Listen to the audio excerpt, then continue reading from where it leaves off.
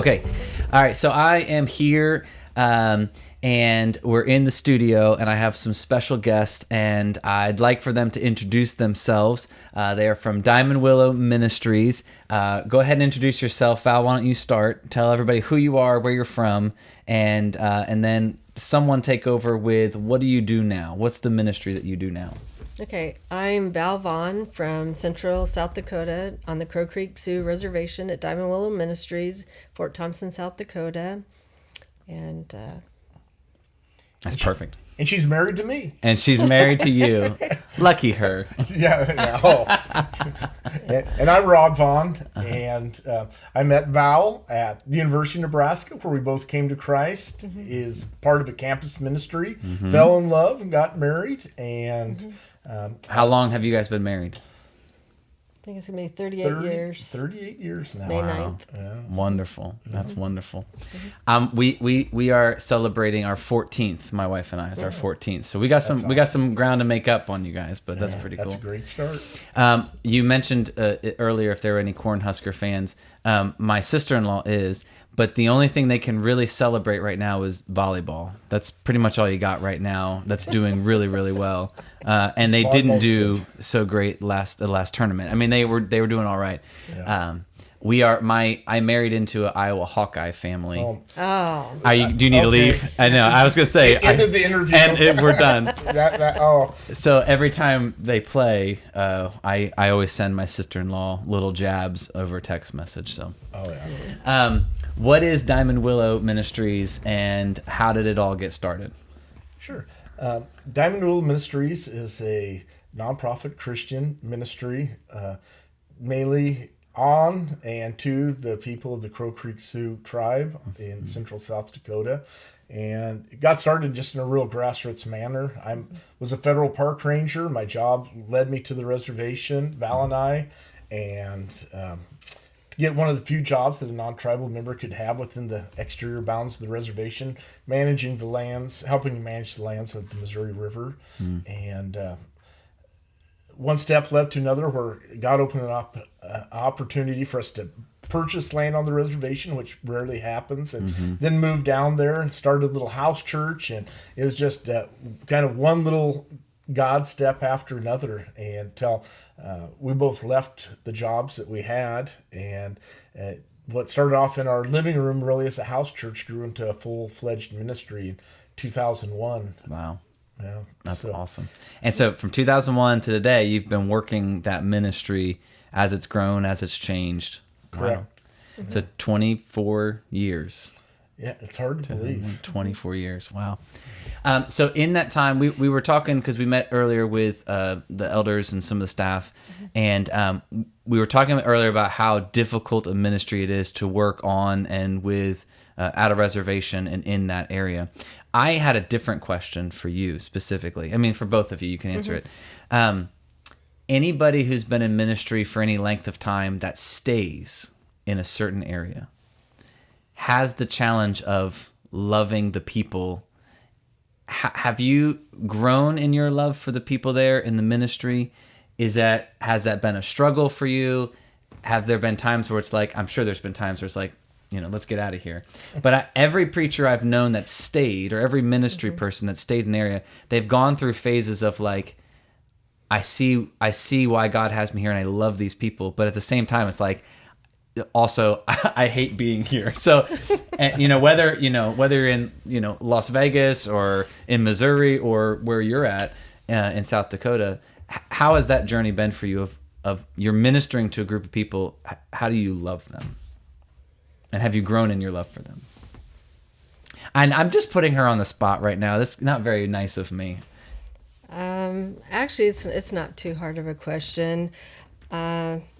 I love learning new things, and I would say when I first moved to the reservation, he worked on the reservation for many years, and so it really was a strange land for me.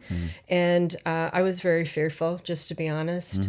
There were just a lot of things I didn't know. I didn't know anybody. I didn't have any relationships. He had a lot of relationships that he had acquired through his secular job.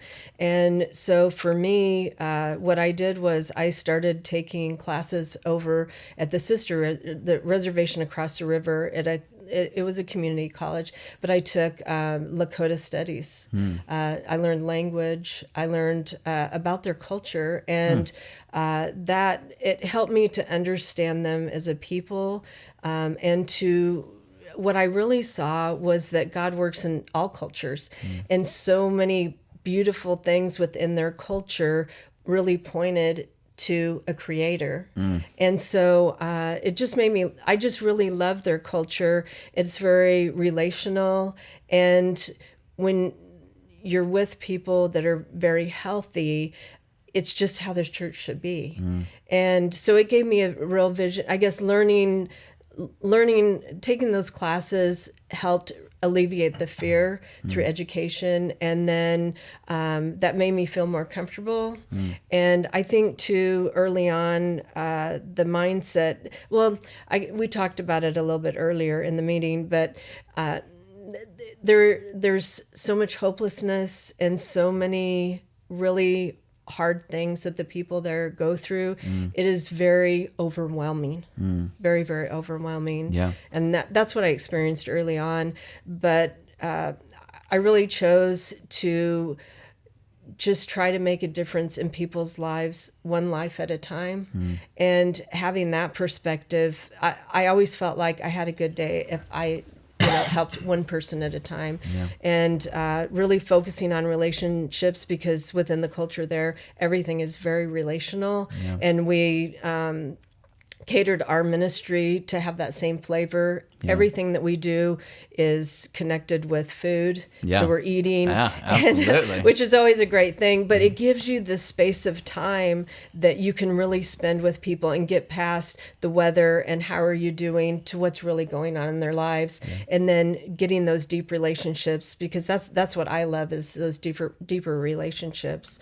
So I think, did I answer your question? I kind of forgot about it. I got lost in the whole thing. One thing especially that you said that I really loved is you took the initiative to get to know them. It wasn't just you waiting for someone to approach you like, I'm going to learn your culture. I'm going to go learn who you are, and then I'm going to make myself available to you.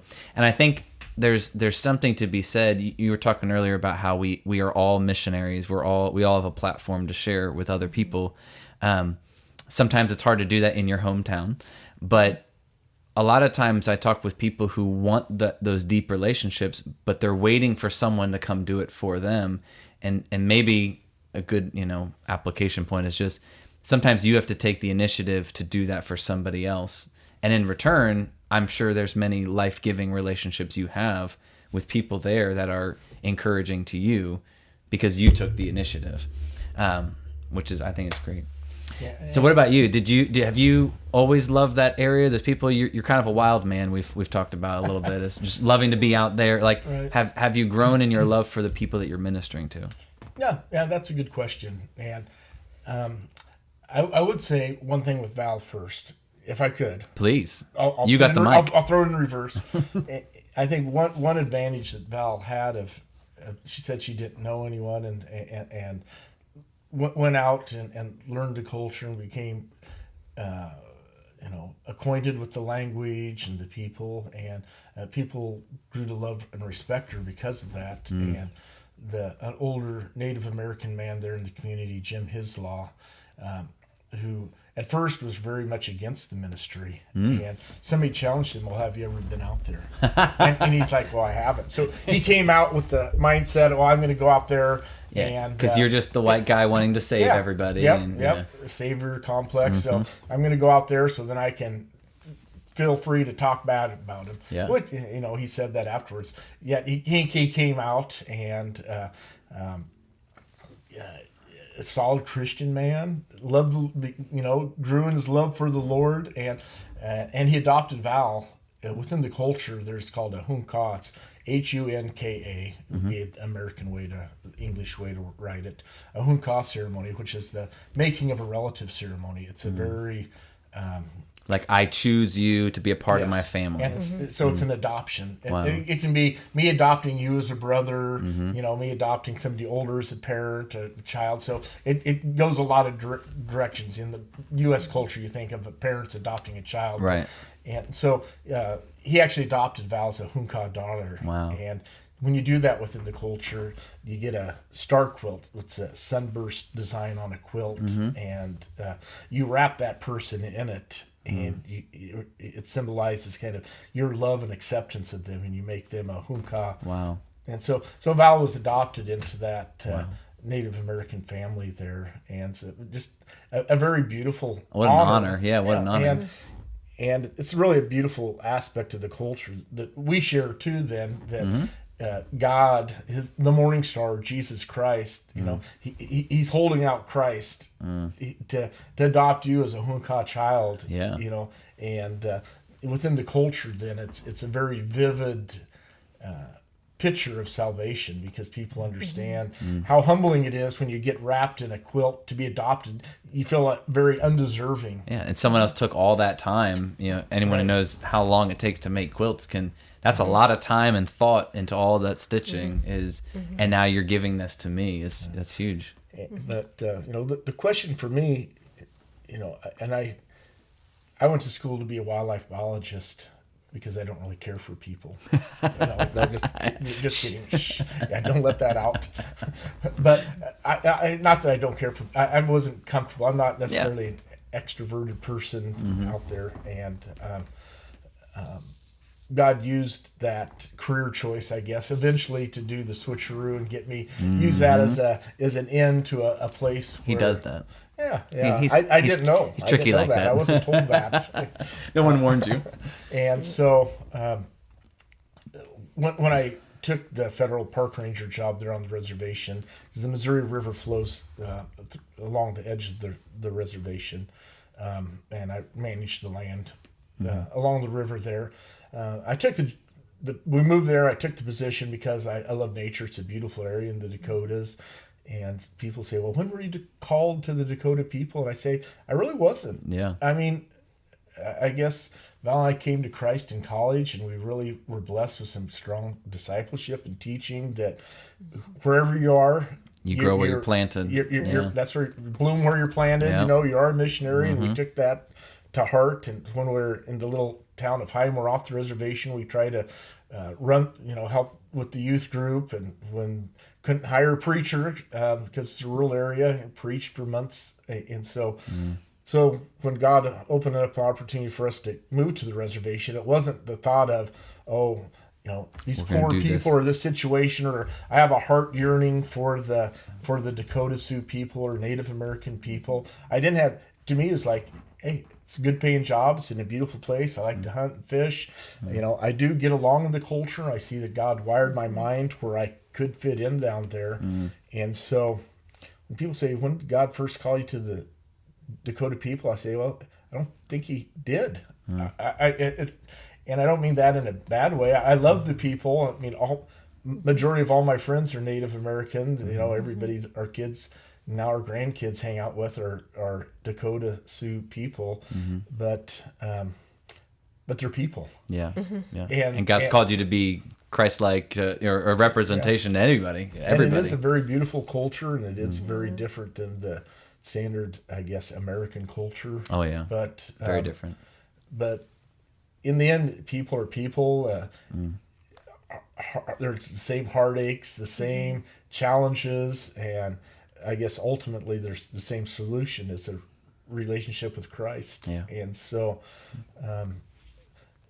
just 3 days ago, I was asked, that's such a bad, scary, still do the sweat lodge ceremony and the Sundance ceremony and all these things. And I was like, that's all true. And if you've never been around all those things, sweats or sage and sweetgrass burning, it seems scary because it's so unknown. But right. I'd say in the same aspect, a Native person will see somebody that wears uncomfortable clothes and sits in a pew and does, religion. It seems foreign. Yeah. Everybody has a religion. Do people have a lot of Like, what assumptions do people still have about Native American people that you kind of laugh at now? Are there some that people still have? Well, This is a different. I didn't ask you this ahead of time. I'm just curious. Like, No, I mean, everybody has assumptions about you hear, cultures. they all get free college, or they all get free They got lots of money. money. Yeah. They get free X, Y, or Z, and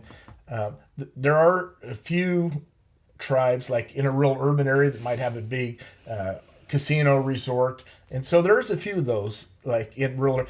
And that's not in our area, where That we have have- more prairie dogs than people. So that have some cultures have per lots cap- of revenue and then lower per capita, so there's more money for families. Yeah. But that's not the general. That's the outlier. Yeah. Most of the tribes, like on our reservation, it's just under $12,000 a year is their annual household income. Wow. And so, so one of the things you hear about, they get free this and that. They do get for the same social services that federal programs, WIC, or whatever state programs that anybody would get. But Right. there's no payment for being just because of who they are. just because you're a Being Native Indian. American or anything. So you hear Now, that. do you have an assumption that like a lot of ignorant people?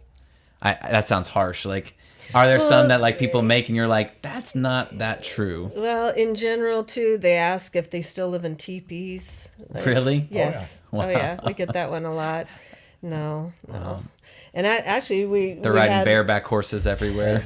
I always say that, but it's pretty tough to go through our town and there's not people riding And not bareback see horses Yes, down they the do. street. Yeah, They do. yeah. Yeah, because they have a lot of horses. Well, yeah. And when you talked about vehicles and people having trouble having vehicles, well, it makes sense. I do think it's interesting when you think it's a different culture, so they must be very. And yes, it is. But like you said, people are people, and we all have the same needs, and we all need Jesus, and that's great. Religion, people working their way to God. And Yeah. so very spiritual people. Yeah. Very Yeah. spiritual. So, I mean, you don't have to debate whether there is a God and whether there is forces of evil. Very, and it's not, the spirituality isn't something that's done for 1 hour on Sundays and Right. maybe 45 minutes on a Wednesday or something. Right. It's 100% all the time. So that's a given. The part is that Jesus Christ, that God has revealed himself. He's not the great mystery, but he taken bodily form, and We can know him. We can know him, and there's a lot of fear. So with Christ in your life, you don't have to live a life of fear, and you can have that power over the things that scare people. I talk to people that are afraid of the evil spirit. So even no air conditioning in the home, but it's nighttime, they'll lock up the doors, the windows of their home, and sweat it out indoors because they don't want to let the spirits in at night. But, in Christ, you have the freedom to Leave your window open. leave your window open. I mean, it sounds open basic, but Well, Satan kills, steals, destroys, lies, Yeah, brings fear and doubt. he does. So you guys are traveling right now. You've visited some supporting churches. You're meeting with people, encouraging people. I guess this is a two-part question. Your ministry has grown, obviously, beyond your living room. You've got employees. You've got people now that have kind of grown up and are working the ministry. We have the youth center now that goes along with the church and lots of different stuff. So I guess it's a two-parter. I always am curious with missionaries who I would kind of call you two accidental missionaries. It's not like you graduate college like I'm going to go do this thing. Like it kind of you fell into it. How difficult is it, and how have you seen God move in going to raise support? You mentioned earlier a little bit about how God just provides when the needs come, but how does that work for you guys? And then for us as a church, taking you on now as a partner and wanting to develop that relationship, how can people be praying for you in your ministry? So it's kind of a two-parter for you. Well, I can start out.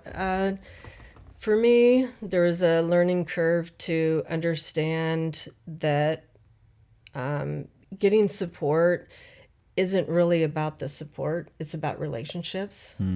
And it's a privilege for us to go and tell people what God's doing where we live. Wow.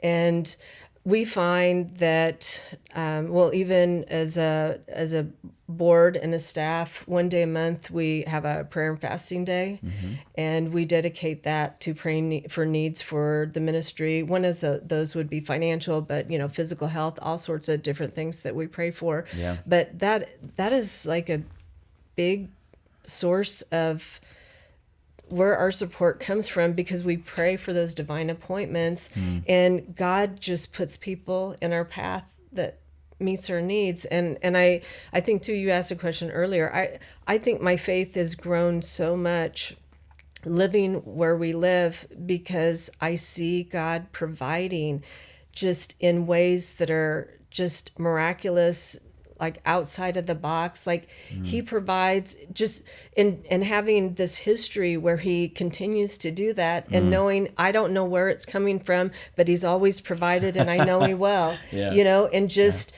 Well, really, you got 24 years to look back on to right. say, Well, and really specifically with the youth center, we'd never taken on debt before. $3.8 million building. Wow. Like they said, it couldn't be done, and we felt like God wanted us to do it. We took out this loan, and God did some amazing things, but it was a lot of focus on prayer and just telling people about what God's doing. And the people that I thought would give didn't give, or gave smaller amounts, and the people that gave so sacrificially was just unbelievable. People would give up mission trips and say, I'm sending the money to you for the youth center. Just the level of a sacrifice, and how God moved through his people was so overwhelming. How could your faith not grow seeing that? Yeah. Right. So you can never go wrong with that. And if someone says no, I'm fine with that, or they're not able to, but there's people that are passionate about what God's doing, and he lines people up. He connects people. It's all about relationships and loving people and sharing what he's doing. Wow. It's a cool thing to do. Yeah, that's great. I love doing it. Yeah, that's great. You want to add anything to that, Rod? Yeah, I mean, at first I was uncomfortable with that. It's out of... Definitely. Val's probably easier, more direct person than I am. Just be like, here's what we need, or here's what's going on. Yeah, she's very, very direct. For me, wildlife biologist, again, animals, plants, people, doing direct aspect. I just really learned that it's more of an invitation to inviting people to be a part of what God's doing in this place. And I have grown as I've seen God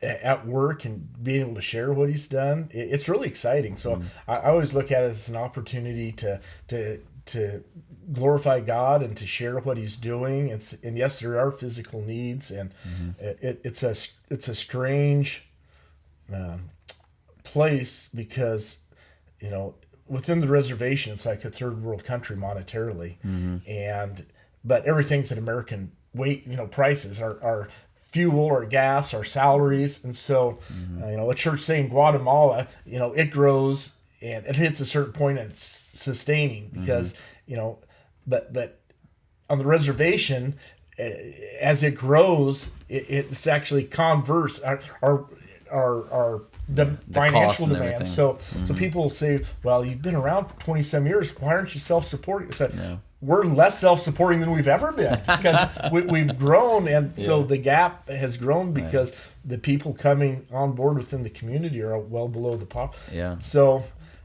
that's a challenge, but it's the invitation is to share the stories, or to get people to actually stop by and in person and see what God's doing. And as soon as a person sees it, they're like, okay, I get it. See it. Yeah. I get it. And how can I help? And whether different people are been blessed and equipped different ways to help, whether it's through prayer or donation, or help with the food pantry, or give monetarily, or give monthly.